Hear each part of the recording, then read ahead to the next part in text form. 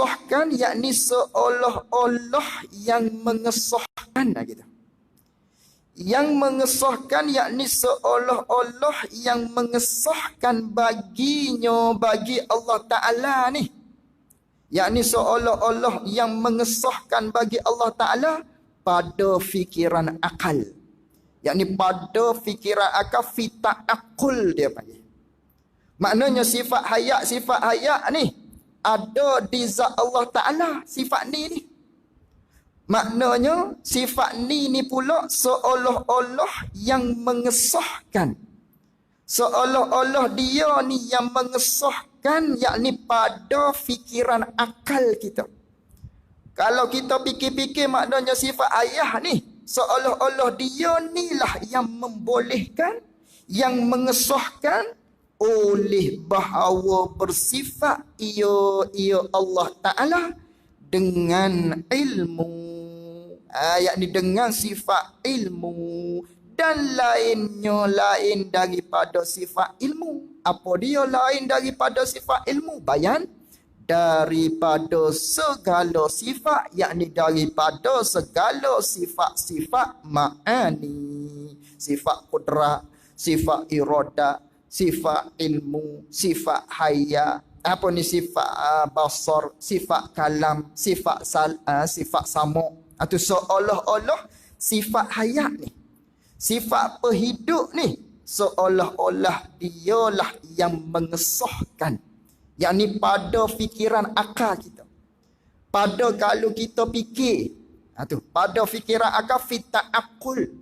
Kalau kira-kira akal kita duk fikirlah, maknanya boleh kau nak dikatakan sesuatu tu berilmu, sesuatu tu bersifat dengan sifat pengetahuan, ataupun boleh kau nak kata sesuatu tu kuasa, bersifat dengan kudrat, bersifat dengan sifat berkuasa. Nak kata sesuatu tu bersifat dengan sifat iradah, contohnya kalaulah dia tu maknanya mati, tu seolah-olah mengesah. Maknanya tentulah sesuatu tu hidup dulu, barulah maknanya sesuatu yang lain boleh kita kata di dia tadi tu bersifat dengan ilmu. Baru boleh kata dia tu bersifat dengan sifat kudrat. Baru boleh nak kata sesuatu tu bersifat dengan sifat maknanya sama, basar dan sebagainya. Tentu maknanya kena tahu dia tu hidup. Dia tu hidup, barulah bersifat, boleh nak dikatakan bersifat dengan sifat segala sifat-sifat ma'ani yang lain. Itu dia panggil yang mengesahkan, yakni pada fikiran akal saja. Seolah-olah seperti syarak sifat hayat. Itu seolah-olah seperti syarak, tapi bukan syarak sungguh, bukan syarak sengoti, tidak. Seolah-olah seperti syarak sahaja. Kalau kita kata syarak sengoti sifat hayat ni, maknanya hanya sifat hayat sahajalah yang qadim. Kalau kita kata hayat ni syarak sengoti, dengan bahawa syarak sengoti untuk mengesahkan sifat-sifat yang lain. Kena ada hayat dulu, baru boleh kata ada sifat kudrat, baru boleh kata ada sifat iradah. Kalaulah kita kata syarak, ya, dengan makna syarak hakiki, syarak sengoti, bermakna sifat hayat sahajalah yang qadim saja. Kerana syarak-syarak ni dia terlebih dahulu daripada hak lain. Dia terlebih dahulu daripada masyruk dia. Contohnya seperti sembahyang. Sembahyang tu dia panggil masyrut. Syarak nak sembahyang, maknanya kena wuduk, kena berwuduk. Wuduk tu panggil syarak. Hak mana dulu sembahyang dengan wuduk? Tentulah wuduk terlebih dahulu, barulah maknanya sembahyang. Maka kalau kita kata sifat hayat ni ialah syarak dengan makna syarak sungguh-sungguh, syarak sengoti bagi nak mengesahkan sifat-sifat yang lain. Bermakna sifat-sifat yang lain, sifat iradah, sifat ilmu, sifat kudrat dan sebagainya daripada sifat ma'ani ni, kemudian daripada hayat. Maknanya hayat dulu, barulah sifat yang lain. Tu mustahil begitu.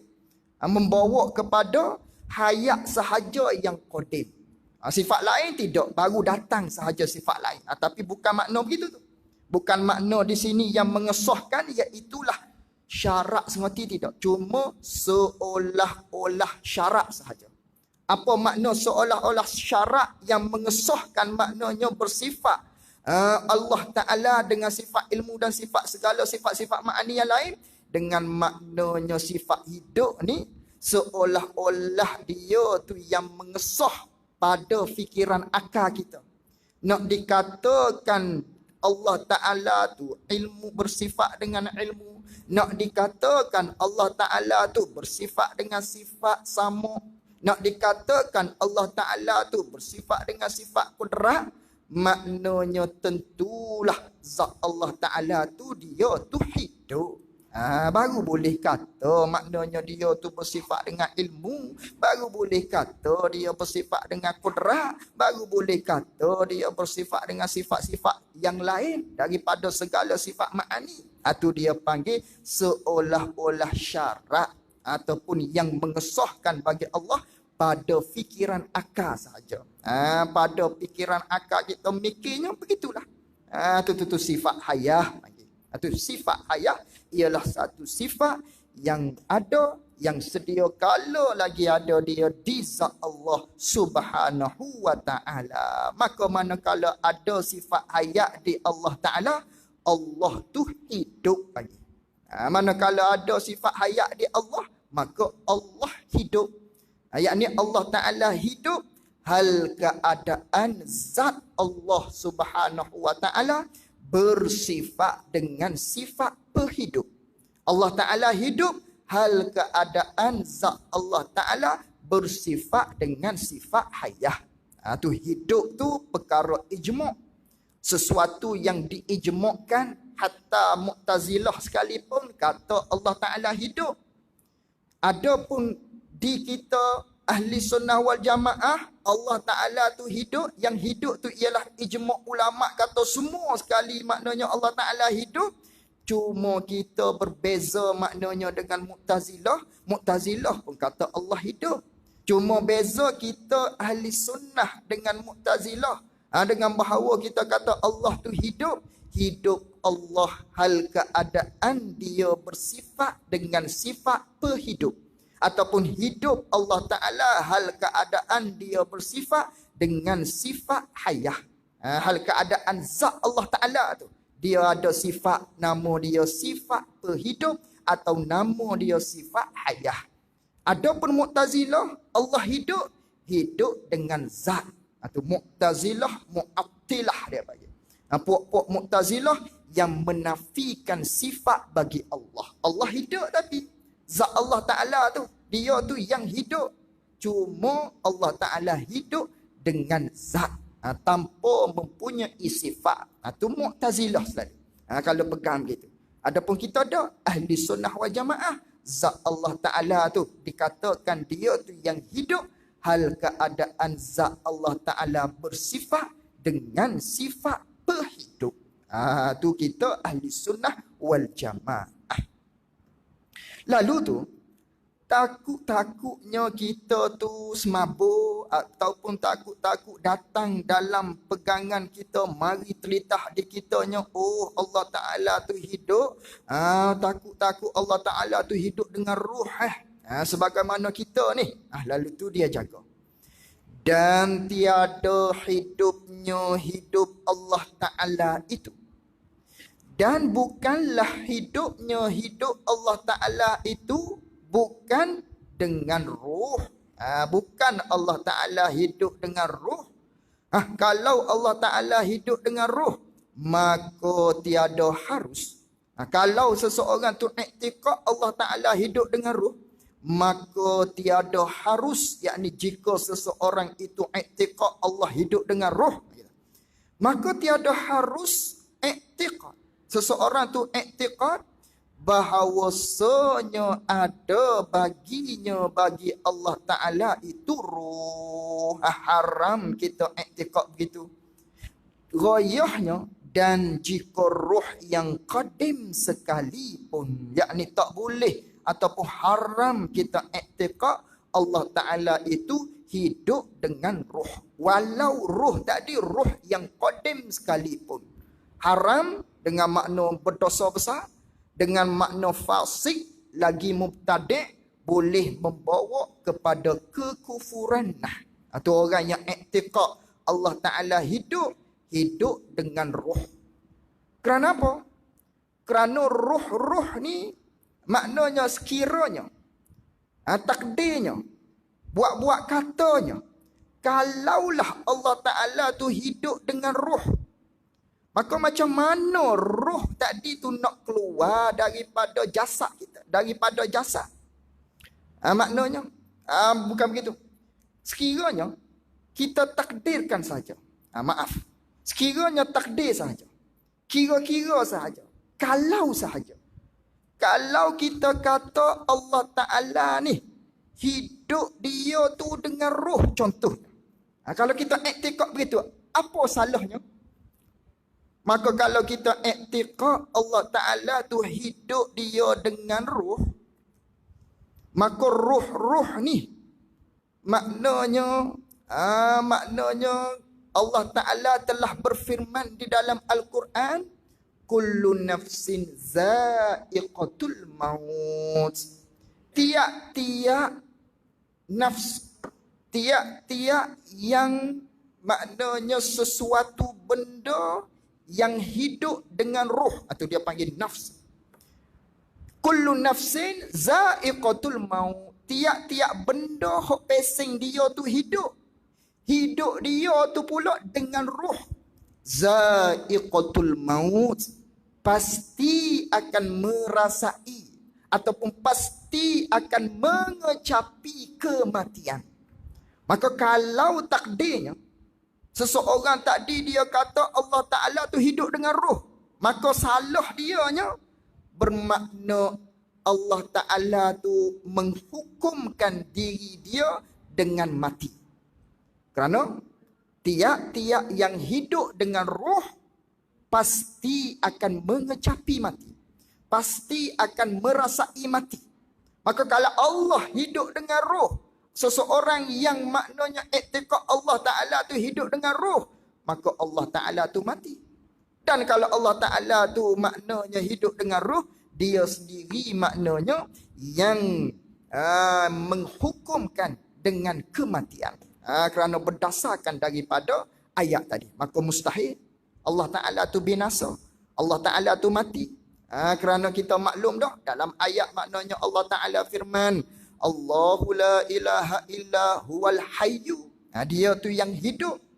Ataupun di dalam maknanya satu khutbah, ataupun ketika mana Nabi SAW wafat, maka ketika itu Sayyidina Abu Bakar As-Siddiq radhiyallahu anhu kata, ayyuhan nas, manusia, man kana ya'budu Muhammadan ya'budu Muhammadan fa inna Muhammadan qad mata, wa man kana ya'budu Allah fa inna Allaha hayyun la yamut. Manusia, katanya Sayyidina Abu Bakar, manusia, siapa-siapa yang adalah dia tu maknanya sembah kepada Muhammad, dia sembah Muhammad, sesungguhnya Muhammad telah mati. Wa man kana ya'budullah, sebaliknya siapa yang sembah Allah, fa innallah hayyun la yamut, sesungguhnya Allah Ta'ala tu ialah yang hidup, dia tu tak mati. Tu dia panggil tak mati, maka mustahil Allah Ta'ala mati. Tu kata Sayyidina Abu Bakar. Dalam ayat Al-Quran pun bertambah-tambah Allah Ta'ala maknanya kata dia tu Al-Hayyu. Dia tu yang hidup. Maka mustahil Allah Ta'ala tu mati.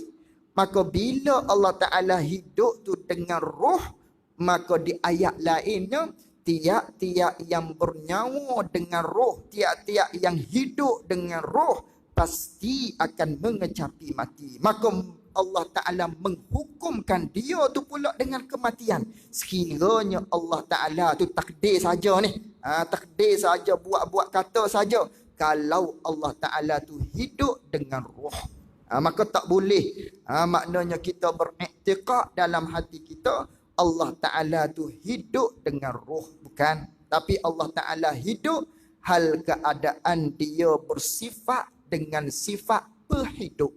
Adapun kita hidup hal keadaan kita bersifat dengan sifat penghidup juga. Bersifat dengan sifat hayat juga. Tapi sifat hayat tu ada di roh kita. Allah Ta'ala jadikan sifat hayat ni ada di roh. Maka roh-roh ni ialah jisim. Ialah jirim. Benda jirim tapi jirim latif. Jirim hak jenis lembut. Maka roh tergolong dalam kategori jirim ataupun jisim tapi hak pesing latif. Hak pesing lembut. Maka di roh itulah Allah Ta'ala jadikan satu sifat penghidup di dia.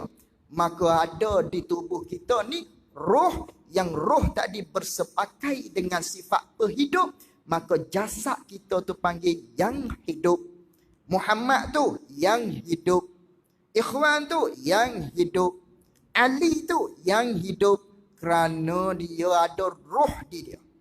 Yang di mana roh tu adalah satu jisim, satu jirim yang Allah Ta'ala jadikan satu sifat di jirim yang bernama roh tadi.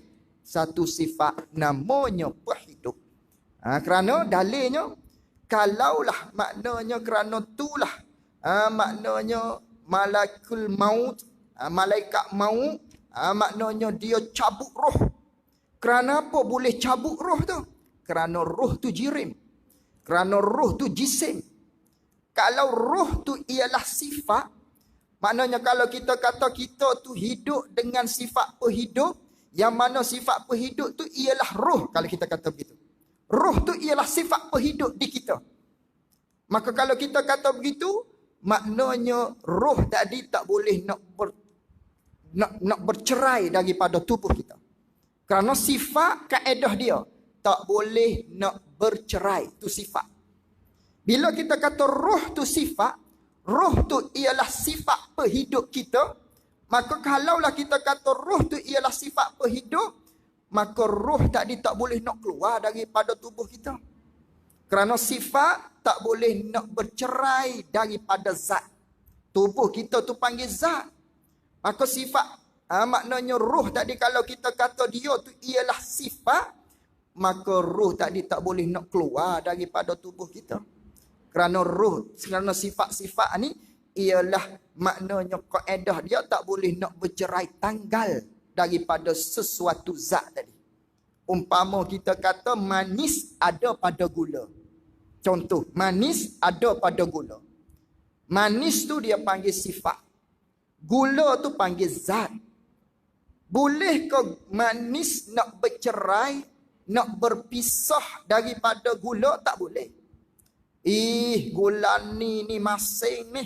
Kena tambah manis sikit lagi. Tambah manis saja tak mau gula. Nak manis saja tak boleh. Kena tambah gula. Baru jadi manis. Kerana gula dan manis tadi. Manis tu tak boleh nak bercerai daripada gula yang ialah gula tu zat. Pun sama begitu. Sifat penghidup maknanya ada di roh. Yang mana roh tu ialah zat. Maka kerana itulah malakul maut ataupun malaikat maut boleh mengambil nyawa kita. Boleh mengangkat roh kita. Boleh mencabut roh kita. Kerana roh tu ialah jirim. Ialah jisim yang ada pada roh tu sifat penghidup. Maka manakala tercabutnya roh yang ialah jisim daripada badan kita tadi, maka dikatakan kita tu yang mati. Digantikan pula kita tu dengan sifat maut, maka panggil kita tu yang mati. Maka roh ni ialah jirim. Dia bukan sifat, tidak. Yang mana hakikat dia tidak diketahui melainkan Allah Subhanahu wa ta'ala. Maka salah kalau kita iktikad Allah Ta'ala itu hidup dengan roh. Yang hidup dengan roh ni ialah kita manusia. Adapun Allah Ta'ala hidup dengan sifat penghidup. Tak boleh kita iktikad Allah hidup dengan roh. Maka tiada haruslah kita i'tiqad haram dengan makna berdosa besar, fasik lagi mubtadi', kadang-kadang boleh membawa kepada kufur nah.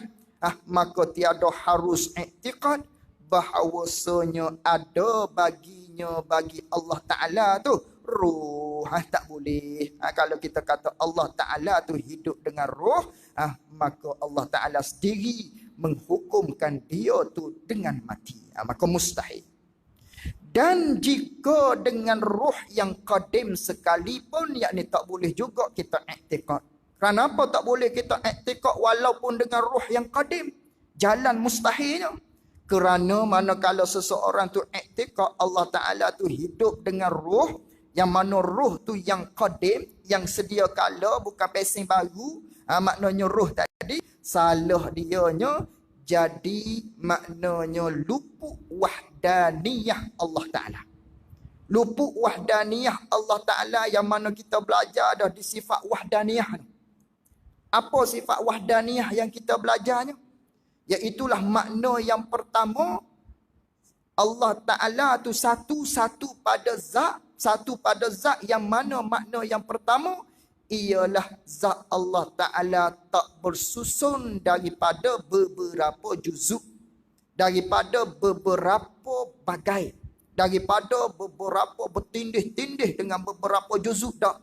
Itu satu Allah Ta'ala makna yang pertama. Bukan jenis zat Allah Ta'ala ni maknanya bersusun-susun, bertindih-tindih dengan beberapa juzuk sebagaimana kita.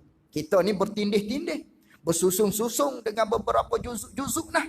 Walaupun panggil kita tu satu, seorang, maknanya di kita tu banyak juzuk-juzuknya. Adapun Allah Ta'ala bukan zat dia jenis bersusun daripada beberapa juzuk. Maka kalau kata Allah Ta'ala tu hidup dengan ruh, dengan makna ruh yang qadim sekalipun, maka luput wahdaniyah, makna yang pertama tadi. Kerana ruh ialah jirim, ialah jisim, ialah juzuk. Maka kalau Allah Ta'ala hidup dengan roh yang qadim, maka zat Allah Ta'ala tu panggil satu zat. Roh tu pun panggil satu zat. Maka zat Allah Ta'ala tadi bersusun dengan beberapa zat ataupun dengan beberapa juzuk yang ialah mustahil, yang telah kita belajar di sifat wahdaniyah Allah Subhanahu wa Ta'ala. Syirik pada bab wahdaniyah. Bagi kita mensekutukan Allah Subhanahu wa Ta'ala pada wahdaniyah fi zat. Pada satu Allah, pada esa Allah, pada zat. Kita syirik. Syirik pada makna wahdaniyah, makna yang pertama. Tak boleh juga. Tak boleh kita i'tiqad Allah Ta'ala tu hidup dengan ruh yang qadim sekalipun. Fasik lagi mubtadi'. I'tiqad gitu. Salah besar. Tu. Tu bahaya maknanya. Ini semua bertitik tolak daripada pembelajaran lah. Kita duduk dalam majlis ilmu. Kalau silap pegang, silaplah kita. Kalau kita silap pegang dalam masalah akidah ni. Misalnya kata Allah Ta'ala tu hidup dengan ruh yang qadim ni. Tu salah. Terkadangnya boleh bawa pada kufur nah, hidup dengan ruh yang baru tu kafir tu. Na'udzubillah. Bila maknanya salah akidah, yang mana akidah yang diterima hanyalah akidah ahli sunnah wal jamaah, selain daripada tu maknanya tak diterima, macam mana kita nak jawab man rabbuka? Soalan dalam kuburnya. Tu satu-satu maknanya bagaian keperitan ketika mana kita berada di dalam kubur. Antaranya satu hadis, di mana hadis ni duduk kita berkaitan dengan perjalanan roh kita lah ketika kita mati nanti. Ini sebagai satu pengajaran kepada kita ataupun sebagai satu iktibar yang kita boleh ambil daripada hadis ni. Hadisnya panjang. Maka diceritakan daripada Bara' bin Azib. Kata Bara' bin Azib, kharajna ma'an Nabi sallallahu alaihi wasallam. Pada satu hari katanya sahabat Nabi ni, yang nama dia Bara' bin Azib, dia menceritakan satu hari kami keluar bersama-sama dengan Nabi sallallahu alaihi wasallam fi janazat rajulin minal ansar. Kami keluar tu mengiringi Maknanya satu jenazah laki-laki daripada sahabat kami, daripada golongan Ansar. Golongan Ansar. Lalu tu, fantahaina ilal qabri. Maka manakala kami bersama-sama dengan Rasulullah mengeringi satu jenazah laki-laki daripada golongan Ansar, maka sampailah kami di kuburan. Sampailah kami di satu kubur. Walamma yulhad, manakala begitu dikorekkan maknanya tanah untuk dibuat liang lahat, fajalasa Rasulullah sallallahu alaihi wasallam, maka setelah mana ditanam maknanya mayat tadi, maka Nabi sallallahu alaihi wasallam pun duduklah.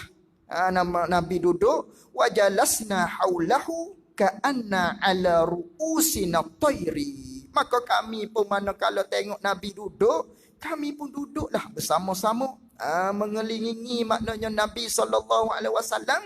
Hal keadaan kami tu seolah-olah maknanya kalau datang maknanya burung di atas kepala kami, maknanya burung tadi itu boleh duduk dengan secara tegak. Maknanya duduk tegaklah. Duduk maknanya khusyuk di hadapan kubur ni. Duduk di sisi kubur ni bersama-sama dengan Nabi sallallahu alaihi wasallam. Wa fi yadihi udun yanqutu bihi fil ard. Maka katanya sahabat tadi, aku lihat pada tangan Nabi sallallahu alaihi wasallam ada satu ranting kayu, lalu tu Nabi pun pacak di atas tanah tersebut. Ini kita maklum. Kerana di dalam riwayat hadis yang lain, maknanya kayu ataupun ranting-ranting ataupun pelepoh-pelepoh, maknanya mana kalau kita pacak di kubur tadi, mudah-mudahan maknanya kayu ataupun ranting-ranting tadi tu, maknanya dia duduk berzikir, duduk berselawat ataupun duduk minta ampun, istighfar terhadap jenazah ataupun mayat yang berada di dalam kubur tadi. Lalu tu farafa'a ra'sahu, maka Nabi mengangkatkan kepala, Nabi jenguk maknanya ke arah kubur tadi, ista'izu billah min azabil qabri. Nabi kata kepada maknanya ahli kubur tadi, minta berlindunglah dengan Allah Ta'ala daripada azab kubur. Nabi kata tu 2 ataupun 3 kali. Berlindunglah daripada Allah, daripada azab kubur. 2-3 kali Nabi kata kepada jenazah tadi. Summa, kemudian qala, kata Nabi sallallahu alaihi wasallam, Nabi cerita kepada maknanya sahabat yang ada pada ketika tu, yang sedang berada di kubur ni setelah mana mayat tadi ditanam. Innal abdal mu'min, sesungguhnya seorang hamba yang mukmin, kata Nabi sallallahu alaihi wasallam, iza kana fi inqita'in minad dunya wa iqbalin minal akhirah, ketika mana terputuslah maknanya dia daripada dunia dan kembali dia kepada akhirat, yakni dengan bahawa matinya seseorang tadi, nazala ilaihi malaikatum minas sama, turunlah kepada dia, kepada orang yang mati daripada langit. Pakak-pakak turun ke semuanya. Bidul wujuh, yang mana malaikat-malaikat tadi putih ke semuanya muka-muka. Kan wujuhahum asyam, seolah-olah putihnya tadi itu seperti matahari lah, cerahnya. Pada pihak cerahnya muka-muka para malaikat daripada langit turun ke bumi tadi. Ma'ahum kafanum min akfanil jannah wa hanutun min hanutil jannah. Bersama-sama mereka tadi malaikat-malaikat hak daripada langit, manakala dia tengok ataupun dia tahu maknanya daripada kalangan hamba Allah Ta'ala yang mati ni daripada orang yang beriman, maknanya dia turun tu hal keadaan bersama-sama mereka tu, mereka membawa satu kain kafan daripada kain kafan daripada syurga. Bawa kafan daripada kafan-kafan syurga. Bawa daripada syurga. Wa hanutun min hanutil jannah, dan bawa daripada wangian-wangian yang nana wangian tadi tu daripada syurga. Hatta yajlisu minhu maddal basar, hinggalah manakala turun tadi daripada langit, sehinggalah dia duduk di sisi jenazah, duduk para malaikat daripada langit tu banyak dianya, sepanjang mata kita memandang jauhnya dia. Jauh maknanya ramai sangat malaikat tadi duduk beratur, duduk keliling jenazah-jenazah hak daripada kalangan orang yang beriman yang meninggal dunia. Summa yaji'u malakul maut. Manakala begitu barulah datang ketua dia. Ketua hak ditugaskan. Maknanya malaikat maut ni lah. Malakul maut datang hatta yajlisa inda ra'sih. Lalu tu dia datang duduk di sisi kepala mayat tadi. Fayaqulu, maka berkatalah maknanya malaikat maut tadi kepada mayat tadi, ayyatuhan nafsul tayyibah, hei nyawa, maknanya ruh, hei nyawa yang baik, ruh yang baik, dia kata ukhruji ila maghfiratim minallah, kembalilah kamu ataupun keluarlah kamu kepada menuju keampunan daripada Allah Subhanahu wa taala. Malaikat maut kata kepada ruh yang baik tadi. Lalu tu Nabi kata, fatakhruju tasilu kama tasilu qatratu minas siqa. Maka keluarlah tubuh tadi, maka keluarlah ruh tadi. Seperti mudahnya keluar tu sebagaimana air yang berada di dalam sebuah bekas air. Manakala kita cuah, mudah sahaja air keluar. Roh yang baik keluar begitulah. Maknanya mudah sahaja dikeluarkan. Fayakhuzuha, maka malaikat ambil roh tadi. Fa iza akhazaha lam yada'uha fi yadihi tarfata ain hatta ya'khuzuha fayaj'aluha fi zalikal kafan.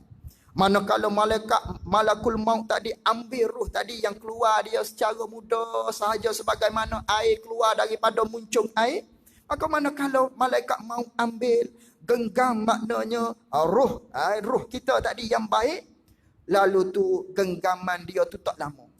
Malakul maut pegang sekejap saja. Lalu tu dibagikan, diambil pula oleh malaikat ramah-ramah tadi turun daripada langit tu. Maka mereka nilah pula maknanya ambil roh tadi, dikafankan di dalam satu kain kafan daripada syurga roh tadi. Maka wa fi zalikal hanu, dan diletakkan wangian-wangian yang mereka ambil daripada syurga tadi. Wa yakhruju minha ka atyaban nafhati miskin wujidat ala wajhil ard. Maka berbaulah roh tadi. Berbaulah roh tadi seperti bau kasturi yang paling harum yang terdapat sewaktu kita berada di atas muka bumi. Bau wangi sangat roh tadi. Manakala dikafankan oleh para malaikat dan diletakkan wangian-wangian terhadap roh yang baik tadi. Lalu kata Nabi sallallahu alaihi wasallam, fayas'aduna biha fala yamurruna ya'ni biha ala mala'i minal malaika illa qalu. Manakala begitu, manakala dibawakan roh ke langit, lalu tu maknanya tidaklah roh tadi di langit, di sisi malaikat-malaikat yang ada sehingga ke langit tadi, tak lalulah maknanya, melainkan berkata para malaikat tadi, ma hazar ruhit tayyib. Roh yang bau wangi ni hak siapa ni? Roh siapa ni bau sedap sangat ni? Katanya para malaikat selisih. Begitulah berganti-ganti demi malaikat, demi malaikat, demi malaikat. Manakala nak dibawa roh kita tadi ke langit. Setiap malaikat bertemu dengan roh kita, semuanya pakat tanya, roh siapa ni? Roh hak wangi ni, hak milik siapa ni? Siapa tuan dia ni? Yaqulun, maka kata malaikat hak bawa roh tadi, hak telah dipasingkan oleh malakul maut tadi. Lalu tu katalah malaikat bawa roh tadi, fulan bin fulan. Dia bagi tahulah dengan nama-nama yang baik, sekian. Dia katanya roh bawa roh kita yang baik tadi. Hatta yantahu biha ila sama'id dunya, sehingga berakhirlah menuju kita kepada langit yang pertama tadi. Fayastaftihuna lahu fayuftahu lahum, maka malaikat bawa roh kita tadi minta izin kepada penjaga langit yang pertama. Minta naik ni, maka dibukakan pintu yang pertama. Fayushayyi'uhu min kulli sama'in muqarrabuha ila sama'i ila taliha. Maka begitulah, manakala dibukakan pintu langit yang pertama, naik roh kita, Bila naik roh kita bersama-sama malaikat yang bawa, mereka-mereka yang ada di langit yang pertama nak menuju ke langit yang kedua, malaikat-malaikat yang ada situ, semuanya pakat mengeringi belaka. Semuanya pakat mengiringi roh kita. Begitulah naik langit yang ketiga. Semuanya pakat meringi. Naik langit yang keempat, naik langit yang kelima, naik langit yang keenam, sehinggalah langit yang ketujuh. Naik kita tadi, roh kita tadi. Maka manakala itu, masa itulah maknanya manakala di Allah Ta'ala berfirman, uktubu kitaba abdi fi illiyin. Maknanya tulislah catatan terhadap hamba-Ku ini pada syurga yang paling tinggi sekali. Wa u'izuhu ilal ar, dan kembalikan ruh ini dunia balik. Fa inni minha khalaqtuhum, kerana bahawasanya aku ciptakan manusia daripada tanah. Wa fiha u'izuhum, dan aku kembalikan maknanya manusia ni pun kepada tanah. Wa minha ukhrijuhum taratan ukhra, dan daripada tanah itulah juga aku akan bangkitkan dia sekali lagi, kata Allah Subhanahu wa taala. Lalu tu katanya Nabi SAW, fatu'adu ruhuhu fi jasadihi. Lalu tu barulah dikembalikan oleh para malaikat, masuk balik ruh kita ke dalam jasad kita ketika mana kita berada di dalam kubur tadi. Manakala masuk jasad kita di dalam ruh kita di dalam jasad kita ketika mana kita berada di dalam kubur tu, fayatihi malakani fayujlisanihi, lalu tu datanglah dua orang malaikat. Baru mari dua orang malaikat, iaitulah malaikat muka dan nakir. Mari malaikat nak soal ni. Fayujlisanihi, lalu tu dia mendudukkan kita. Kerana kita manakala mati jasad kita tu terbaring, maka malaikat mendudukkan maknanya jasad kita tadi. Bagaimana nak mendudukkan kita dalam kubur? Ni perkara gaib belaka ni. Ni hak Nabi SAW cerita. Maka kita didudukkan oleh dua malaikat tadi. Fayuqalani, maka berkatalah, maknanya menyoalah dua malaikat tadi, lahu bagi kita, man rabbuka. Baru dia soal, siapa Tuhan engkau? Fayaqulu, maka kata orang yang baik tadi, Rabbi Allah, Tuhanku ialah Allah. Ni soalan-soalan dalam kubur yang telah bocor belakang ni. Bocor dah Allah Nabi SAW cerita dah ni. Ni tak perlu hafal ni. Hak jawab ni siapa ni? Amalan kita. Ni hak nak kembali kepada akidah. Maknanya kita duk belajar kacang juga, duk belajar ilmu akidah ni. Nak suruh kita boleh jawab ni. Siapakah Tuhan engkau? Rabbi Allah. Adakah mulut ni hak jawab? Amalan hak jawab. Maknanya tak payah hafal walaupun kita tak reti bahasa Arab sekalipun maknanya. Tak perlu bimbang. Sudah. Dulu aku duk belajar Oxford. Maknanya bahasa Inggeris. Nak jawab soalan dalam bahasa Arab. Siap dah lah, tak boleh jawab dah lah. Tak payah bimbang. Amalan yang jawab. Amalan kita kenal ke tidak Allah Ta'ala sewaktu kita di atas dunia? Belajar ke tidak? Yakin ke tidak apa kita belajar tu, tiap-tiap akidah kita belajar kena sipu apa semua tu? Tu amalan ni. Amalan tu hak jawab ni. Ni man rabbuka, maka ruh orang yang beriman akan jawab Rabbi Allah. Yaqulani lahu ma dinuka, dinil Islam. Agama aku ialah agama Islam. Tanya lagi, ma hazar rajulul lazi bu'isa fikum. Kamu tahukah siapakah lelaki ini yang diutus kepada kamu?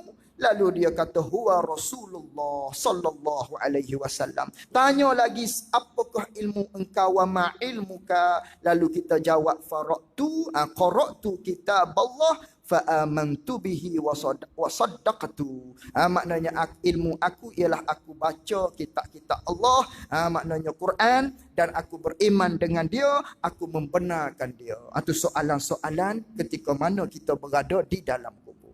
Manakala kita jawab begitu, diseru daripada langit tadi, maknanya ada satu suara yang mengatakan, maknanya benarlah ucapan dia.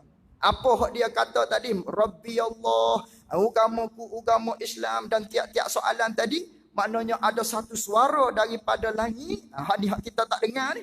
Lalu tu dikatakan, betul hamba-Mu tu. Betul hak dia kata tu. fa'afrishuhu minal jannah.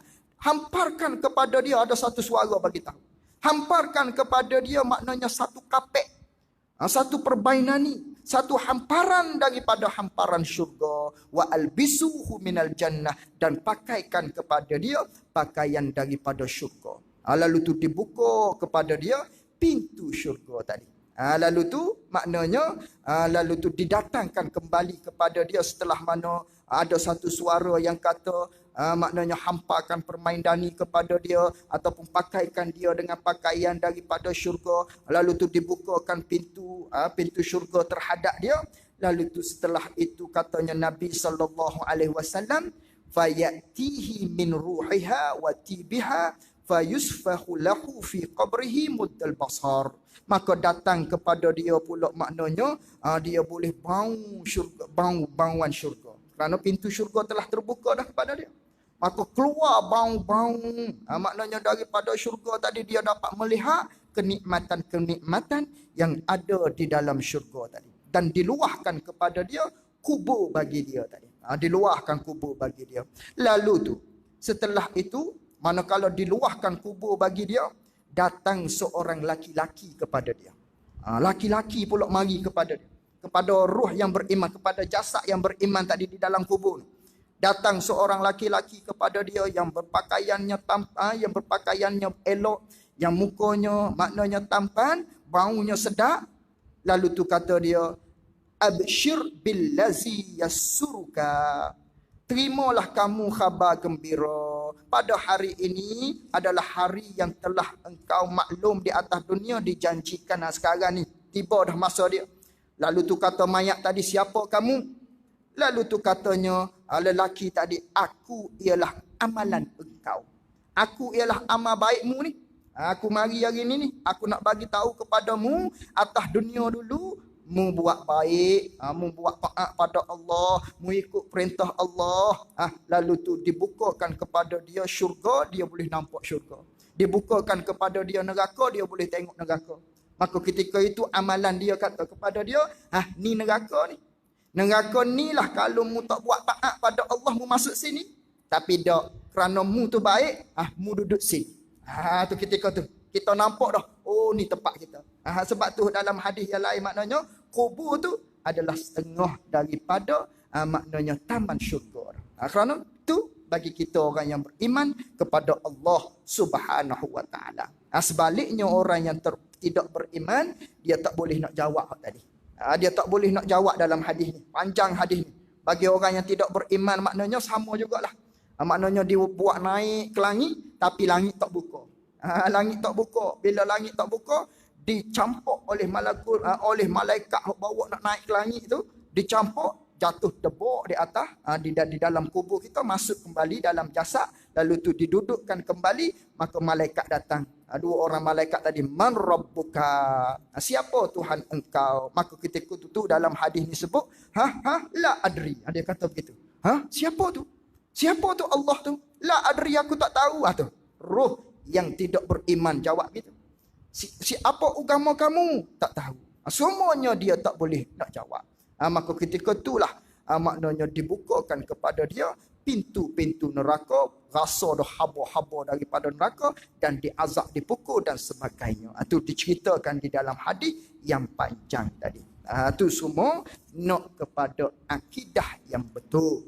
Tu kita duk belajar sangat tu. Bimbang-bimbang maknanya kalau dalam bab sifat hayat ni, takut-takutnya kita i'tiqad dalam hati kita kalau kita tak belajar tadi, Allah Ta'ala tu hidup, tapi hidup dengan roh.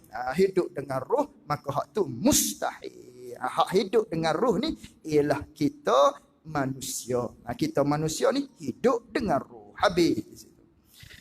Dan ia sifat hayat ni tiada ta'alluq dengan sesuatu. Sifat hayat ni tiada ta'alluq. Dia tak ada ta'alluq, dia tak ada tugas. Tak sebagaimana sifat kudrat. Kudrat dia ada tugas. Apa kudrat? Sifat berkuasa. Manakala Allah Ta'ala bersifat dengan sifat kudrat, Allah berkuasa. Berkuasa apa? Berkuasa nak mengadakan, berkuasa nak meniadakan. Itu dia panggil tugas dia. Tugas sifat kudrat. Adapun sifat hayat tak ada tugas. Sifat hayat satu saja tidak ada tugas. Dalam banyak-banyak sifat ma'ani hak kita akan belajar, hak telah kita belajar dah, kudrat, irada, ilmu. Samuk tak lagi. Samuk akan datang. Basar, kalam. Semuanya ada tugas. Kecuali sifat hayat. Sifat hayat tiada ta'alluq. Dia tidak ada tugas dia. Maknanya Allah Ta'ala bersifat dengan sifat hayat. Manakala Allah bersifat dengan sifat hayat, Allah Ta'ala tu yang hidup. Allah Ta'ala tu hidup. Hidup apa? Tak ada apa-apa dah. Allah Ta'ala tu hidup. Tak ada tugas dah. Tak ada tugas dah bagi sifat pehidup. Manakala Allah bersifat dengan pehidup, Allah tu hidup. Hal keadaan zat Allah bersifat dengan sifat hayat, Allah Ta'ala tu hidup. Berhenti setakat tu. Tak ada tugas dia. Tak sebagaimana sifat kudrat tadi. Manakala Allah bersifat dengan sifat berkuasa, Allah berkuasa. Berkuasa apa? Berkuasa mengadakan, meniadakan. Itu dia panggil tugas bagi sifat kudrat. Allah Ta'ala bersifat dengan sifat samuk. Nanti akan datang. Maknanya bersifat dengan sifat apa samuk? Pendengar. Manakala Allah bersifat dengan sifat pendengar, Allah mendengar. Mendengar apa? Dia ada takluk dia, tugas dia. Itu lagi akan datang. Dan juga sifat-sifat yang telah kita belajar hari itu, semuanya daripada segala sifat ma'ani itu ada tugas dia. Kecuali sifat hayat sahaja tidak ada takluk ataupun tidak ada tugas dengan sesuatu. Dan mustahil lawan bagi sifat hayat, iaitu lawan bagi sifat hayat tu ialah mati. Yang mati ni perkara mustahil di Allah Subhanahu wa taala. Adapun mati di kita benda harus. Mati di Allah mustahil. Tentu tidak sama sekali Allah Taala tu mati. Mati Allah Taala tu panggil perkara mustahil, yang kita katanya tentu tidak sama sekali. Adapun mati di kita makhluk perkara harus. Harus berlaku di kita mati tadi. Maknanya, tapi tu hukum akalnya. Tapi bila tengok pada dalil-dalil Quran, jadi wajib mati. Bila tengok dalam Al-Quran, dia panggil wajib aridi. Adapun hukum akal asal, harus mati. Boleh jadi kita mati. Boleh jadi duk kekal dalam kita hidup dengan tak mati. Boleh jadi akal kita tu panggil harus. Boleh terima dua-dua. Tapi bila tengok tilik pula kepada ayat-ayat Al-Quran yang menjanjikan kita akan mati dan akan hidup kembali pula nanti, itu dia panggil wajib mati. Wajib apa? Wajib aridi. Baru datang sahaja wajib setelah kita tengok kepada hukum syarak. Setelah kita tengok pada janjian-janjian syarak. Dia panggil wajib aridi. Dan dalil hayah Allah Ta'ala itu, dan dalil sifat hayat Allah Ta'ala ni, yakni dalil yang kita fikir dengan akal yang menetapkan Allah Ta'ala ni mesti bersifat dengan sifat hayat, bahawasanya jika ada ia Allah Ta'ala itu mati. Itu takdirnya. Akal kita fikir nak mengejakkan Allah mesti bersifat dengan sifat hayat. Jika ada ia Allah Ta'ala itu mati, sekiranya kalaulah kita kata Allah tu mati, tiada kuasa ia Allah. Tu dia potong banyak tu. Takdirnya begini. Jika ada ia Allah Ta'ala tu mati, nescaya tidak bersifat ia Allah Ta'ala dengan sifat hayah. Manakala Allah tak bersifat dengan sifat hayah, nescaya adalah ia Allah Ta'ala tu mati. Gitu. Ataupun begini, jika ada ia mati, yakni jika Allah Ta'ala tidak bersifat dengan sifat hayah, nescaya adalah ia Allah Ta'ala tu mati. Gitu. Maka apabila Allah Ta'ala tu mati, nescaya tiada sedikit pun daripada makhluk ini. Keluar situ. Manakala tidak ada sedikit pun daripada makhluk ini, tiada kuasa, nescaya tiada kuasa ia. Baru masuk dalam kitab. Maknanya, kalaulah Allah Ta'ala, maknanya dia tu tak bersifat dengan sifat hayah, maka Allah Ta'ala tu mati. Kalau Allah Ta'ala tu mati, dia tak bersifat dengan sifat hayah, dengan bahawa dia tu mati, Maka macam mana nak ada makhluk ni? Sedangkan makhluk ni telah ada. Maknanya kita telah tengok dah ada makhluk ni. Maka ada makhluk ni menunjukkan adanya pencipta. Itu terlebih dahulu. Begitu dulu akal kita fikir. Manakala makhluk ni ada, tentu akal kita fikir, mesti ada yang mengadakan dia. Tak terima akal aku tidak ada yang mengadakan dia. Ataupun sesuatu yang telah ada, jadi tidak ada. Tak terima aku sesuatu tu tidak ada dengan sendiri. Mesti ada yang mengatur dia.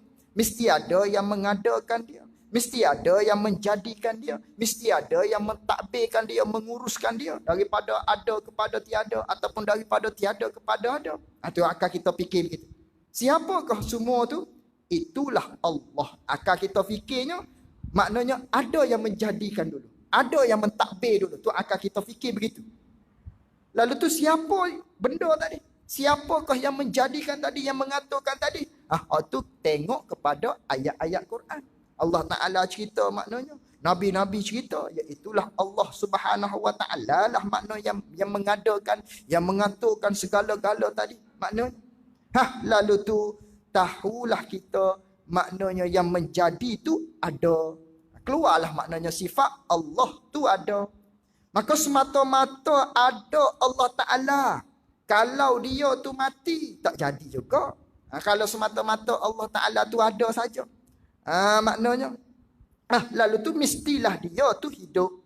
Mana kalau dia tu hidup, kalau dia tak bersifat dengan kuasa, tak boleh jadi juga. Dia tu ada, dia tu hidup. Maknanya. Tiba-tiba dia tu hidup, dia tu ada. Lemah. Tak boleh nak mengadakan makhluk ni. Ada saja, hidup saja tapi lemah. Ataupun ada saja, hidup saja tapi tidak ada sifat iradat, tak menentu. Ataupun tidak ada sifat pengetahuan, tak jadi. Mesti kena bersifat dengan kuasa dia tadi. Mesti bersifat dengan sifat iradat dia tadi. Mesti bersifat dengan sifat ilmu tadi. Barulah jadi ada sekalian alam ni. Itu dalih kita fikir dengan akalnya dulu. Lalu tu masuklah dalam kitab. Jika ada ia tu mati, tiada kuasalah ia Allah. Kalau dia tu mati, nescaya tak kuasalah Allah. Dan tiada menghendaki, yakni tak menghendaki Allah Ta'ala, tak ada lah sifat iradat di dia. Dan tiada mengetahui, tidak bersifat dengan sifat ilmu dia. Dan iaitu Allah Ta'ala tu tidak berkuasa, tidak bersifat dengan kudrat. Allah Ta'ala tu tidak bersifat dengan iradat, tiada menghendaki. Dan Allah Ta'ala tu tiada mengetahui, tidak bersifat dengan sifat ilmu. Hak tu mustahil. Tentu tidak sama sekali. Kerana apa? Kerana telah sabit demikian itu. Demikian kata Allah Ta'ala tu kuasa. Demikian kata Allah Ta'ala tu menghendaki. Demikian kata Allah Ta'ala tu mengetahui. Telah sabit dengan beberapa dalil yang telah terdahulu. Yakni pada bicara sifat kudrat, iradat dan ilmu kita belajar dah di sana tadi. Maka sabitlah hayah Allah Ta'ala. Dah begitu kan? Maka sabitlah sifat hayah di Allah Subhanahu Wa Ta'ala. Dan apabila sabit sifat hayah di Allah Ta'ala, mustahillah mati Allah Subhanahu Wa Ta'ala. Habis itu ke-11 sam'un, artinya mendengar. Kedua belah basarun, artinya melihat. Wallahu a'lam wa ilmuhu wa atam. Jazakumullahu khairan jazaa. Assalamualaikum warahmatullahi wabarakatuh.